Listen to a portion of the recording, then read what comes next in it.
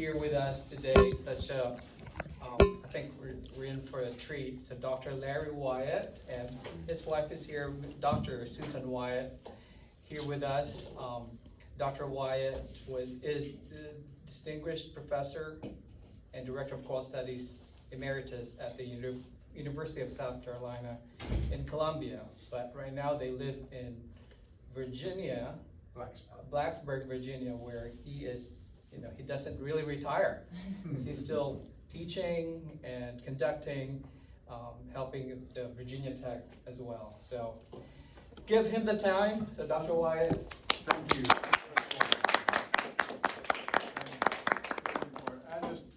I think Ellie here is doing a great job at your school. I hope you agree with me. Your competitions, your tours, and I even watched your football team win the other Wednesday night against the Stephen F. Austin. That was a good game. I'm really happy to be here. And first of all, I just love rehearsing choirs, and so it's just the most fun I ever have. It is when I am my what I think is myself.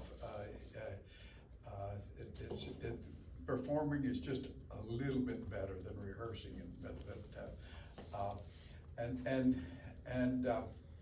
we all think about having discipline in our choirs, and we usually think I've got to discipline these people in front of me. But I think I grew into everything practically that I'm going to say here. For the first 5 years, I was Robert Shaw Jr., but I didn't get the same results he did. And then I was also my college choral director, and the way he worked didn't work so well for me.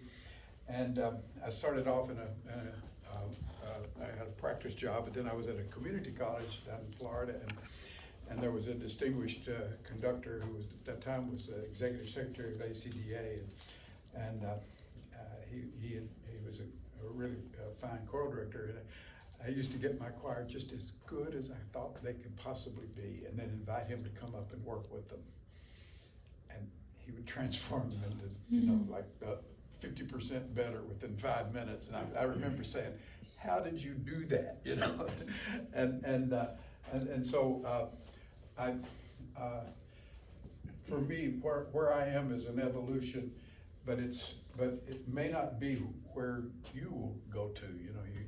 You learn and change as you go along, and the discipline, we worry about how to but I think the first thing is we need to discipline ourselves to think, okay, who's in front of me?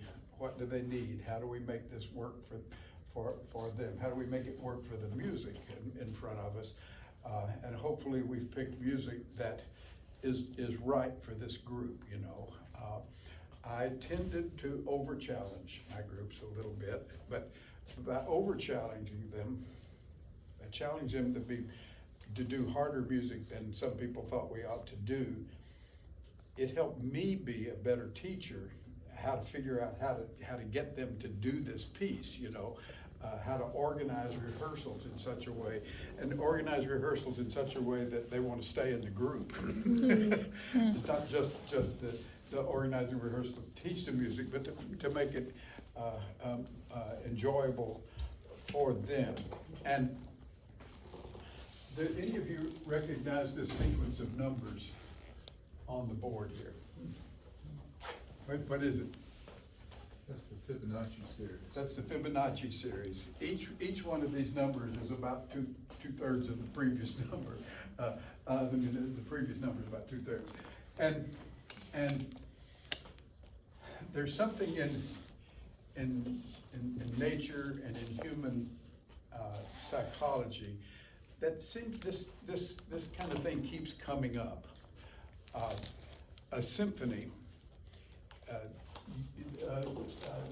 You know about the golden mean. Okay,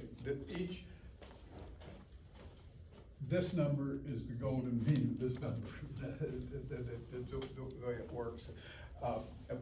But if you think of 100, the golden mean is about 62 or 3 or 4. I don't even remember for sure.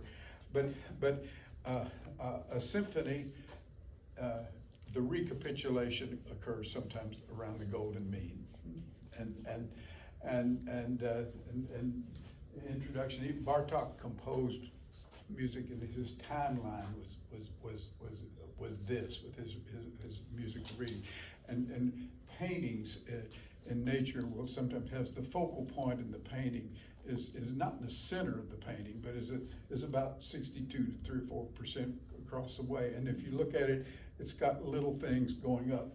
And so I began to experiment with this, with my rehearsal planning.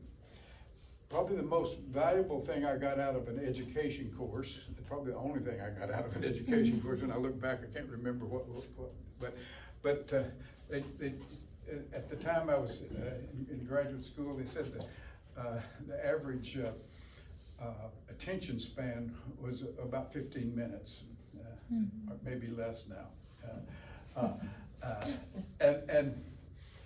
And so I began to see if I could organize my rehearsals in a way that would always stay within the people's attention span.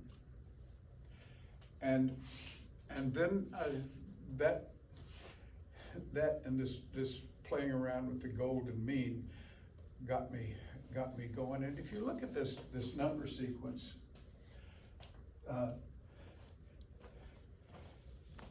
sit down, take out your music, the folders or whatever, 1 minute. This is my stand up, stretch, 2 minutes, stretch side to side, start to vocalize. We don't even go into this with the warm up. And I usually stay under 10 minutes with the first piece. It's in the rehearsal. I don't allow myself, it's the discipline of myself, to myself, that I have to plan what I'm going to do with that can be done successfully in that 8-minute time. And it might be that I'm only going to teach 2 phrases, or we're going to move out of the warm up to a chord progression that's particularly hard, and just do that, and then I move into the center of the rehearsal, and I try to. I'm a little less dogmatic than is. I make 15 minutes. I say, okay, what am I going to do in 15 minutes on this piece? And it depends on how long the rehearsal is, how many 15-minute little segments there can be, and every I absolutely try to make myself change to another piece of music most of the time in around that 15-minute time frame, and it's like getting a fresh start. We were frustrated on that or whatever, but now we're starting something else. Okay. And then as you get closer to the end of the rehearsal, I may come back to a 10-minute thing, and then a 5-minute thing, and it's always good to have something short and successful at the end, although that's not a major goal. Then the next most important thing is in these segments that people feel success. Hey, you're pretty fancy. I didn't know I could do that. They feel success. If they feel success, they feel more positive. They'll keep coming. That makes it more fun for them. And so all of these that we may not be perfect, but we know we're making progress. They see that we're making progress. They're not frustrated. That interfaces with the music that you've chosen, of course.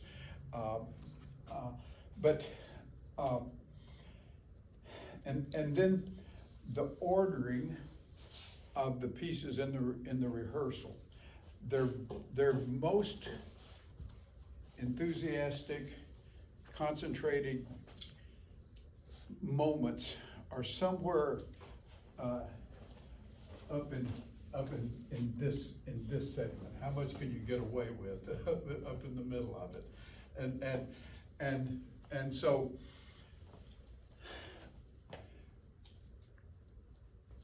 so I absolutely must make myself, I put down these markers on time, and this is, I have to change about now. I might run over by a minute or two, or I might get it done in a little less time. Then we as choral directors Andre Thomas says, "What are you a Nazi about?" Some people are pitch Nazis. They only hear pitch as the most important thing. It is very important, you know. I agree. And some people are tone Nazis. The choir starts, no, I don't like that sound, don't like that tone. As soon as no, that's out of tune. I don't want that intonation. We got to stop right now. Others, Don Newen, used to be at UCLA, and he was a rhythm Nazi. And then there are our diction Nazis. And a lot of times in a college choir, college directors will turn into diction people in order to not say definitive things about tone and vocal production.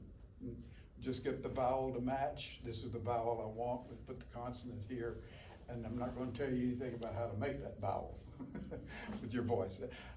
And those people produce very good choirs. Sometimes not the most beautiful choirs, but very good choirs. Tell me some other things that you could be Nazis about in choir practice. Phrasing. What? Phrasing. Good idea. Okay. Yeah.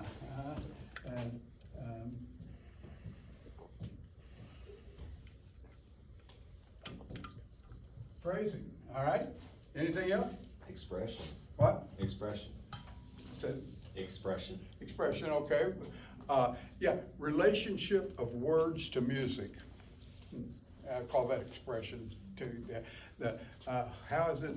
Try and say. I'll try to write that on here. I didn't know I could do it with my fingers.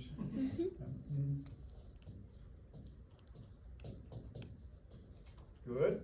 Anything else? Pay attention to all those things you could have. If you get good at all of those things, you'll have a good choir performance, won't you? Okay? So, for me, in my warm-ups, I'm a tone person. My master's thesis was blend and choral sound. I was trying to make the definitive statement about vibrato in choirs. I decided, I polled the top conductors in the country that time. I got responses from about 50-something conductors, and they were just split right down the middle as to whether it was straight tone kind of choir, whether your concept of a beautiful tone was all the voices sounding alike, or all the voices sounding together, being different, but making a beautiful sound. And it was like 48-52 with those. Also, the same thing about warm-ups. About half the country didn't even do warm-ups. They said, no, my first piece is my warm-up. And you can do that. That'll work for you too. And I'll talk about that in a minute. But for me, I try to get relaxation here. And my vocalists always go from top down. Because as they start, in the middle of the voice down, as they start, we're here in the middle. I say, well, let's just do it. You mind? Just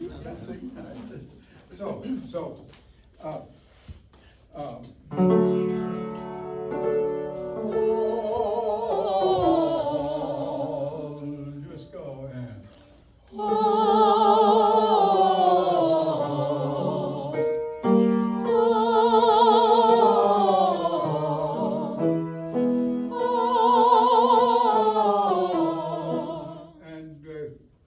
A lot bass in the back. And so let's do it.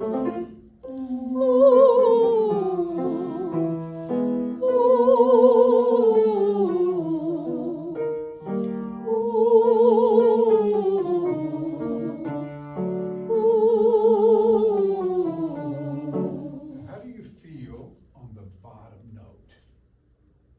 Pretty easy? Easy production? Feel, Relaxed. Relaxed, good.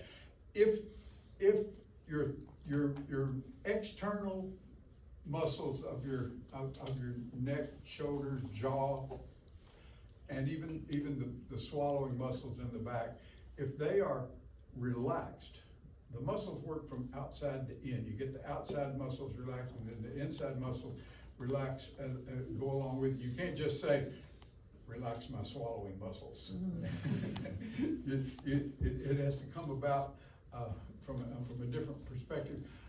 But when they're relaxed, you get those softer, the walls of the throat will be a little bit softer, and they will absorb the high frequencies that make a voice stick out. Okay? So try to elongate, stretch out that feeling that's on the bottom notes. So this is one of my favorite exercises. This is a combination of breath and relaxation. It goes.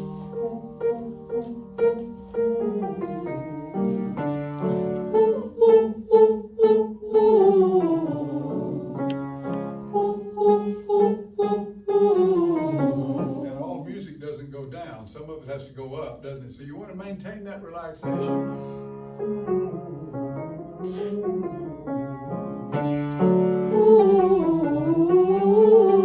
Move your shoulders around.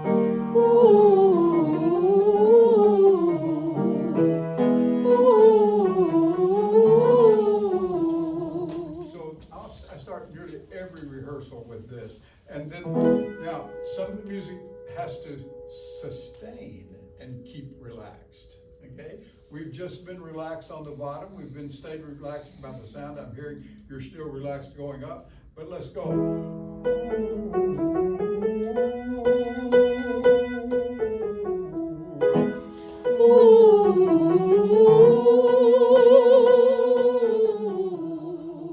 So now you're trying to keep that relaxed feel even when you're singing a long note, okay? Now, not all music is mezzo piano like we're singing. So we have to try to keep that same feeling. I'm going through about 3 or 4 weeks of exercises right now. Start with these, and we may not do all of these, but so let's go.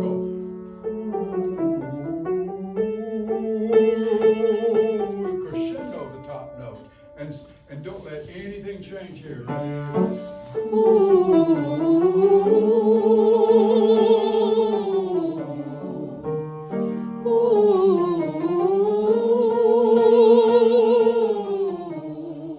And then lots of moving around, we're getting things loose this way. So once again,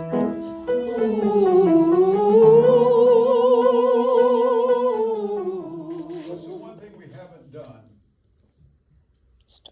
Decrescendo. What? Decrescendo. What? Decrescendo. Okay, we haven't done much of that. Maybe as we come down, Starting on the bottom. we haven't stretched the range. We haven't taken the sopranos up. We've got everybody in sort of the mezzo easy range, you know. So again, starting with down, but do. And when you go to the top, you just keep it just as easy as it was when you're down in this part.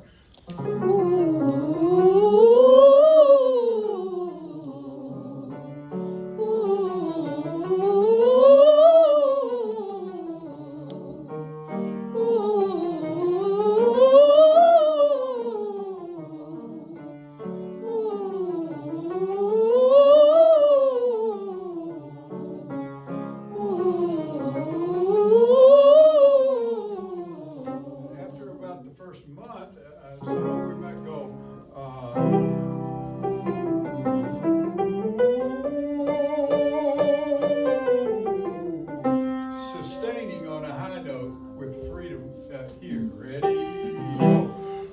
And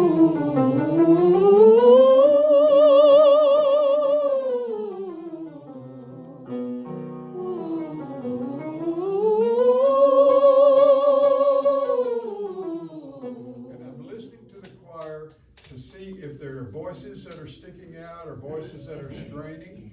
As soon as that top note has a little edge on it, I turn the vocalist to a half step lower and do it. And maybe we go back up again, I'm listening to, I hear that same thing. And so in my rehearsals, I return, because I'm a tone Nazi, I return to tone a lot in all the other segments, okay? And it's just sort of who I am.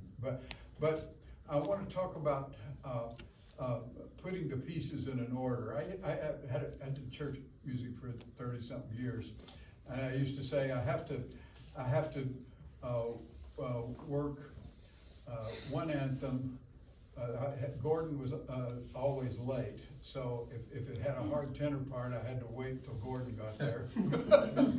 And Kathy always bought season tickets to the basketball games, and so she left early. So I had to plan my rehearsal for what Kathy needed and what Gordon needed, and when I would do those in the church choir rehearsal. You know? I told that to somebody, and that got out to those people, and they started doing better.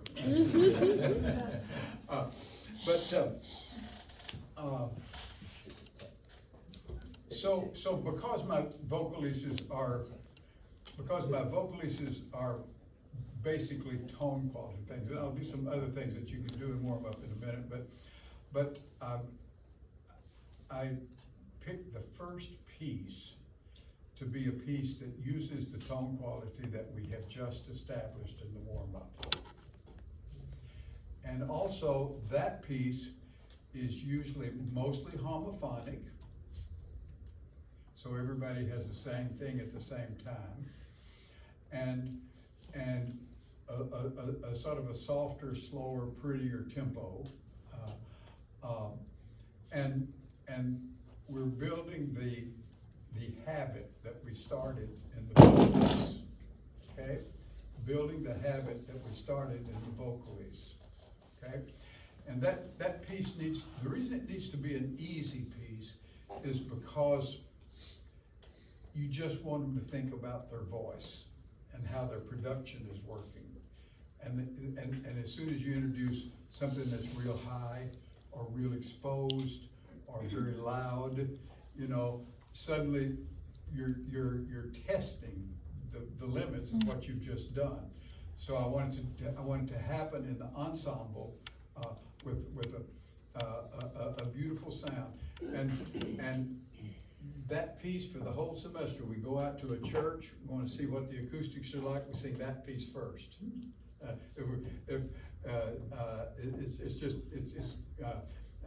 remember one of the years, O Chi Manza Mia, you know that, Ellie, of Orlando Di Lasso. O Chi Manza Mia, O Chi Manza Mia, la la la la la. It only goes to a D. And a piece like that really allows the choir to get into these habits that we've established in the vocal. But you got to move away from that. You can't be a Nazi on tone all the way through. And so the next piece in the thing needs to be, in the rehearsal, needs to be a change of pace, and it would be probably mostly a tempo piece, faster tempo. Again, and so I'm going to have that piece for maybe 10 minutes, you know, and the amount of time spent on it has got to be limited, and I decide what I can do in that 10 minutes. Some choral directors, I'm working with a wonderful choral director there in Blacksburg. He's the choral director there at Virginia Tech, and I'm the assistant conductor, and I've taken 9 rehearsals of his choir at the college this semester too, and a sub for him when he was on sabbatical. But Whyte will like this is another model, and I'm not being critical of it, it's just not what I do, but I'm telling it so I can tell you that I think it's still okay. He will pick like 16 measures of a piece and just work that. I'm a little bit more, but let's see where we go with this, a little more continuity, go straight through. But he's a pianist, and he's used to separating things out and practice them slowly and that sort of thing.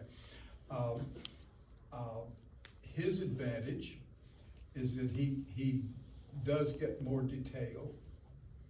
My advantage is that the kids see the big picture of the music a little sooner. Yeah.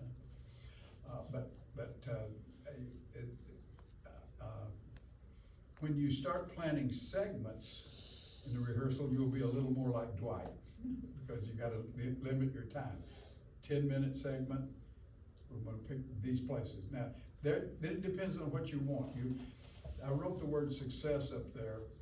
The people need to feel successful all the way through, and they need to have a very aha musical moment at least once, if not 2 or 3 times during the rehearsal, or get close enough to that aha moment that they can see it's coming. We are going to be able to do this, you know.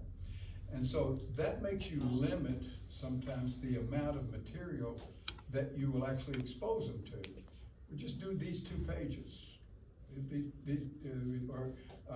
Or here's a particularly easy spot in the piece. We'll just learn that. When we get there, it's going to be like, oh wow, this is good. We can do this, you know. The hard part we're going to do after they've been become in love with something about the music, they're ready to tackle the harder parts. See what I mean? So success all the way through the rehearsal. So that means eliminating elements. Okay? What are the elements that you can eliminate? Name something. Anybody? Any of those that you have written up You do there, what? the tone and pitch, Uh-huh. diction, like any of those that you have listed there? Good, yeah. Okay. Yeah, you probably wouldn't, for me, you wouldn't eliminate tone, but you can, what's it? You can eliminate words. Eliminate words. Yes. So, and I really like to, I really recommend that a lot. Eliminating text makes the people who don't read quite as well have to look at the notes. Another, Yeah. sorry. Yeah. Another thing I noticed Dr. Jensen eliminates is duration of notes.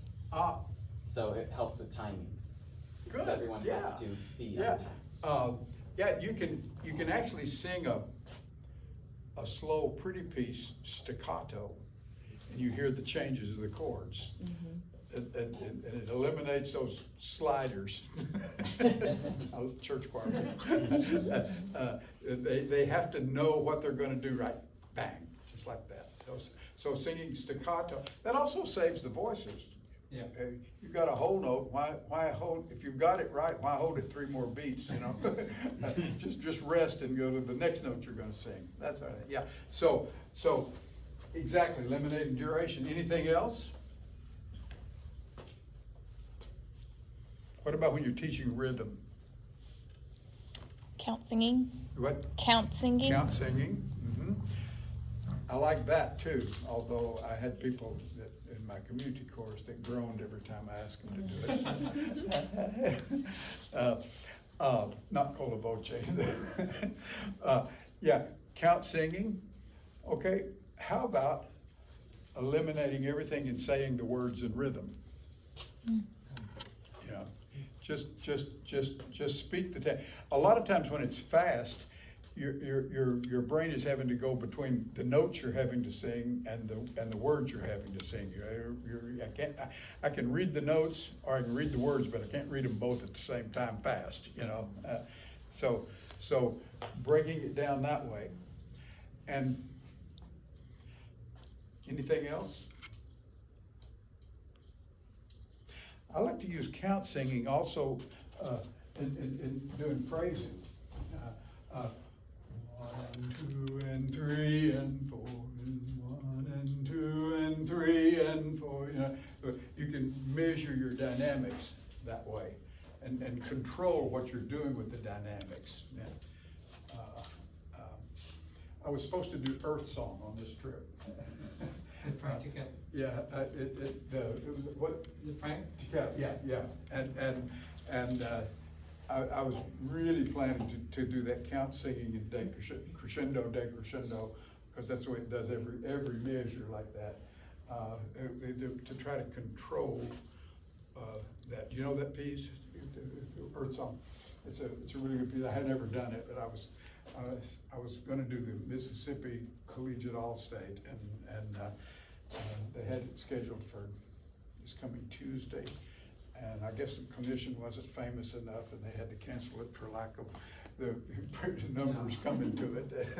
I was doing it last year, and they canceled it because it snowed, and then they moved it to November, and they canceled it again because it was a bad time for college school directors. You're getting ready for Christmas concerts, and take 3 days out in the middle of this next week before Thanksgiving, and then take Thanksgiving week off. I was wondering how they were going to do that. But anyway, I was going to rehearse that piece that way, and okay. So now you're going along, and you've done the 8 or 10 minute segment. These numbers are, you call 10 and 15, you know, it doesn't really matter, but the point being that you're sort of stretching their attention and their work to the middle of the rehearsal, to you right up in that middle time. Now we're going to really get down to work, and so then the details of things. So all of those elements in the 15-minute or 13-minute time frame, separating the elements to make it easier to read or concentrate on one. You could do, what could you do if you've had hard, maybe you've had something that's kind of stretched the voices, and they need a little bit of rest, besides telling them a joke or a story. Yeah. Have an easier piece. An easier piece, good. Anything else? Any of these elements you could work on? Rhythm, diction. Yeah. Lower the pitch. That's it. Could lower the pitch. You can lower the pitch, yeah, you make it easier, so you can make it easier that Lower the way. speed. Mhm. Your accompanist will love you. But yeah. This one is in F flat, right? Yeah, good. Yeah, you, anything to make the piece a little bit easier, and then let them feel success. We can't sing that, but we can sing this, and next time we'll be able to sing that. You know, every time they just see that there's some progress going on. Okay, so that's my general concept. My last years at South Carolina, I did the choir the last for like 2 or 3 weeks, and I was able to plan out on a sheet of paper what we would do in every 15-minute segment for the rest of the semester, and it just made me not worry about it. If I can teach these notes in this 15-minute segment, then the next 15-minute segment we're going to work on rhythm, or on the diction, or what you know. I knew, yes, there is time this semester to do all of this music, and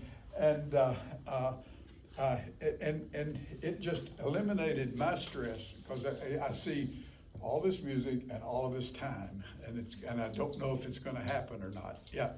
Now, what if they're struggling in a certain area? Do you shift around those times? Or are you certain that you have allotted enough for each activity? That's a very good question. I would, I think so. Say that question again. I want to make sure I understood it. You were talking about scheduling in advance what you're going to work on at different times. What if they're struggling in a certain aspect? That you didn't shift plan around on? Times? Right. You Yeah. didn't plan on them struggling so much. Then I really start looking for ways to make it easier for with the things they're struggling on, and attack the thing that they're struggling on, but eliminate things to look at that are the combination things. If it's because it's too fast, or because here's a hard harmonic passage. Yeah. Okay, there. Now, that's when my warm-up is gonna shift a little bit during the semester, okay? This harmonic passage becomes an ear training exercise that is for warm-up. Cool, okay. Yeah, yeah, and it's done in the first part of the rehearsal. The kids think it's a warm-up. Oh, but now we learn this, when they get there. Yeah. What is a harmonic package? I mean, it's just a hard bunch of chords where there's a dissonance. I mark my music so that I draw a line. If the tenors have an E and the sopranos have an F, I draw a line from the soprano part down to the tenor part and kind of link those together. I've got to look at those and know that's what, or altos divide and alto twos have a D and alto ones have an E. I'll kind of circle that. It makes listen for that, see if that's happening. So anything like that the combination of parts is difficult for them. One part makes the other part miss. I used to always say sopranos, you're making the bassist sing the wrong note. And my Army course, they would raise their hand and say, hey, can we practice this part? We've got those notes surrounded. So the military interpretation of the tune. Yeah, separate out. And so that little harmonic passage would become a very small warm-up. You want to hear what I begin to do about the end of the first month warm-ups? Yeah, you do, I know. Yeah. All right, everybody, right here. That's all on that. Ready? Up a whole step. Now we're in tune. Back to the first note. Up a whole. See, we're better right away right there. Okay, a little warm up. This is a warm up, but first note again. Up a half step.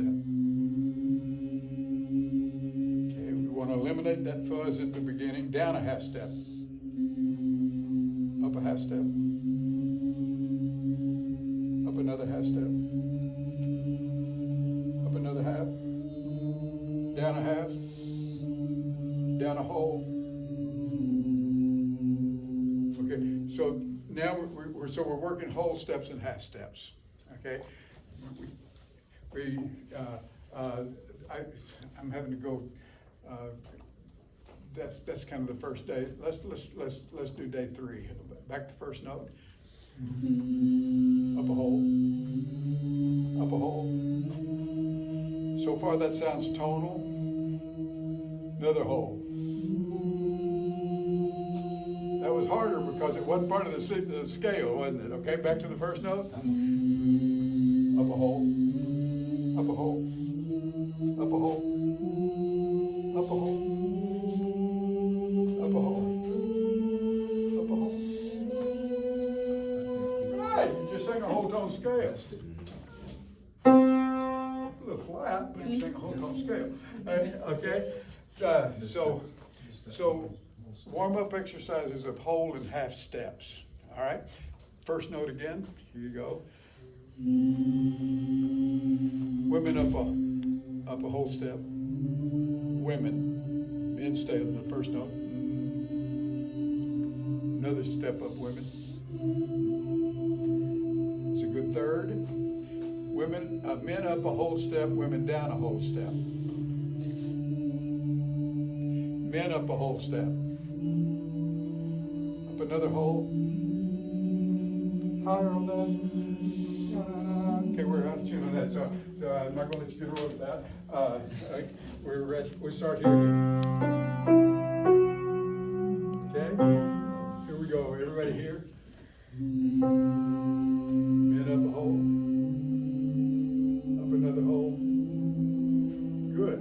Now, men down a hole, women up a hole. See? Okay, now, we play this game for several days until the notes are beginning to lock into nationwide. And so then we get to this. Everybody here again.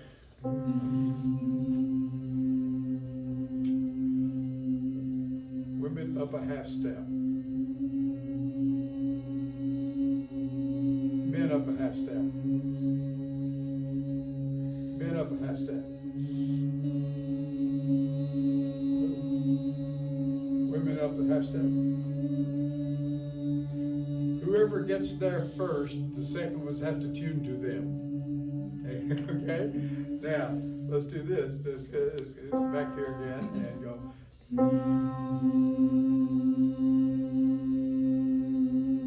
Men up a half step. Women go halfway up to where the men are. And then another half, another rhythm. Men down a half step. Women go down a half step. So, just make up diabolical exercises for them and in addition to learning half and whole steps and being able to tune them,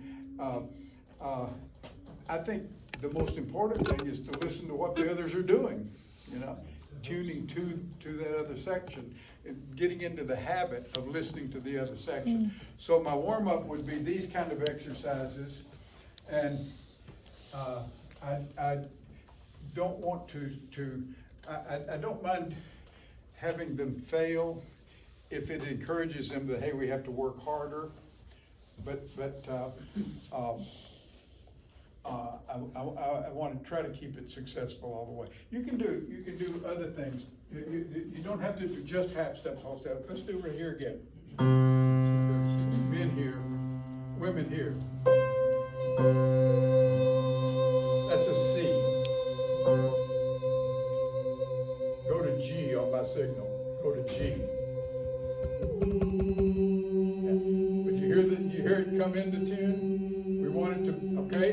Do that again. There you go. Go to G, but staccato. Well, that was better than when we did it legato. Yeah, okay. Okay. So here, this is oddly enough, this is a little harder, but here, bend here. Okay. That's a C. Okay. Let's go to F.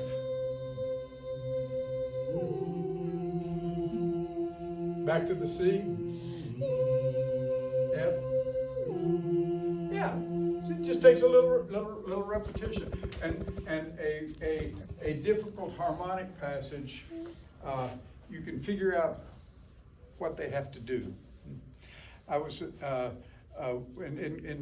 when I was your age, we sat around at night, believe it or not, listening to music and discussing performances and whether the high-lows were better than the four freshmen, things like that. And there was a friend of mine that was there, and he got I went off to graduate school, and he took a job teaching at a small country school, and I went home at Christmas time, and he said, oh, I'm coming to my Christmas concert this, Wednesday night or something. Can you, won't you come to it?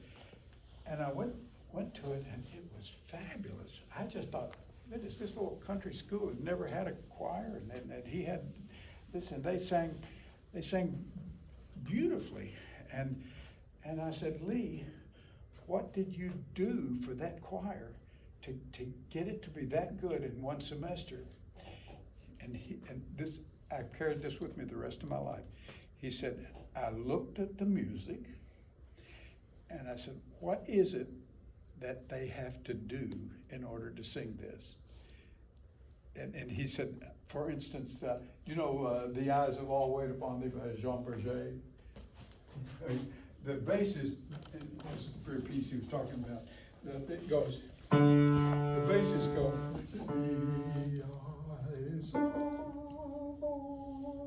He said, they have to learn to jump that octave, keep the voice really light, and then that when it goes down to that C sharp, it's the other voices are holding on to the D and keeping it there, you know.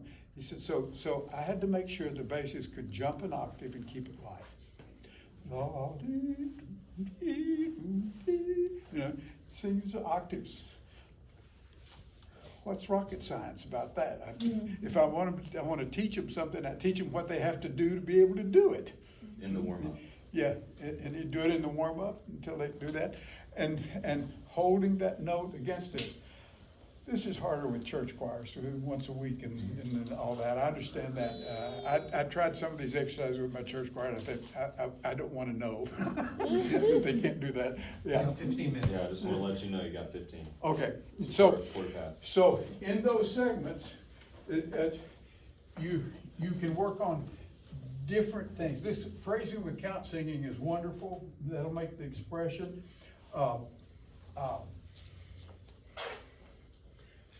Trying to, when do you talk in the rehearsal? When they need to listen as opposed to their word singing. Don't make announcements at the beginning. Don't even make them at the end. Or when you sense that the choir is really tired, that's the time to let them sit back for a second and talk. At the end, they're all wanting to get their books and get out of the room. And at the beginning, they came to sing.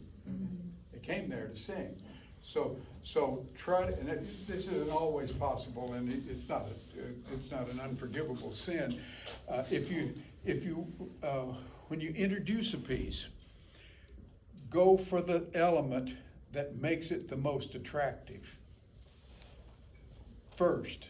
Kind of the element that makes it the most attractive. If it's the rhythm, you know, to get it to where we can sing that, you know. If it's beauty, you know, it's so gorgeous. But make that happen to introduce the piece to them as much as possible. And then don't introduce a piece by saying, well, this is a piece by Heinrich Schütz, and he lived 100 years before Bach, and he's famous for doing this, he's famous for doing, I don't care, I just want to sing, you know. But when you've worked on it for a 13-minute stretch, you say, I might tell you a little bit about this composer. It's your second 13-minute stretch, you know. Try and be prepared for that, and then you're educating them in other ways too. Okay? Questions? Any questions? I said when there's 15 minutes left, I want Could I ask what one you want to know. question? Yeah. I just wanna make sure I understand the format. When you said that you prepare your 15-minute segment for the whole semester, you're talking about this core center of the rehearsal, Yeah. right? Yeah. That's set, so then you're building your other elements of the rehearsal around that. Right. As you go. Yeah, well, I do the whole rehearsal. I say, okay, I'll put these measures of this piece in this 10-minute slot, and these measures of this piece in this 15-minute slot. Oh, okay. And this diction of this piece, or this whatever, you know, and then okay, if I do that for, I get down to where, how many 15 minutes will it take me to teach this piece? If I can teach 2 minutes and 2 pages in 15 minutes, and it's 6 pages long, they're all about the same difficulty, it's gonna take me 3 15-minute segments to do that, you know. And then I know I can do, and I've got them. And if I don't, cut a piece, you know. And just through the whole semester like that, No, yeah. we're gonna do it. Yeah. Call an extra rehearsal. No, yeah. Any other questions? Yeah. What is your favorite part of the rehearsal process?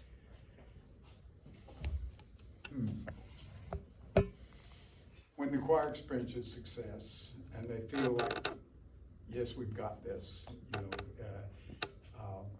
and they won't feel that when it's just a segment, but when they, but Yeah, that, when I feel like and if I feel like the choir really truly likes this piece that I thought they might like, and then when I feel success, I guess is my favorite part, yeah.